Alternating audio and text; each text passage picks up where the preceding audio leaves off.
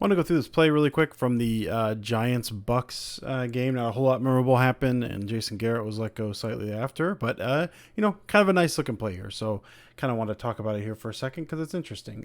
So, just to start off, and there's going to be motion here in a second that's going to change the math.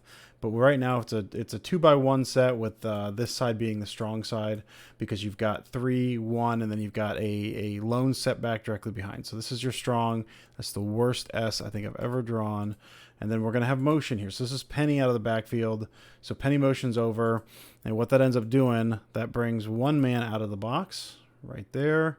They shift over to cover these guys. And now you have a true, say 2x2, but the 2x2 is still kind of a heavy look. So you got two, you got two, you got one. So it's a pure balance set, 2x2, and then one in the back. But this left side here is your strong look. So you now have, because you've bumped out, you've bumped coverage, you've removed a man from the box, and you've also now have a matchup.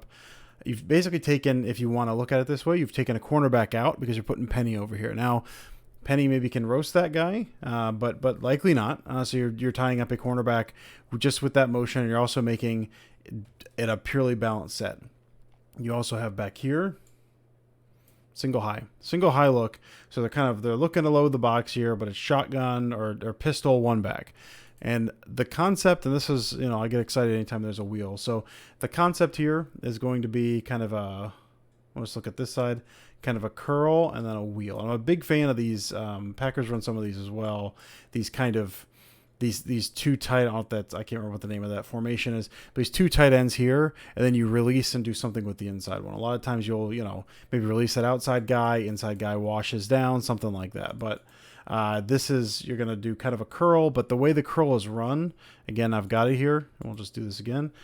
It's kind of a push out curl, and then you've got the wheel behind it. So what you're doing is you're putting a couple different guys in conflict, and you're causing a little confusion. You've already changed the strength, now purely balanced line.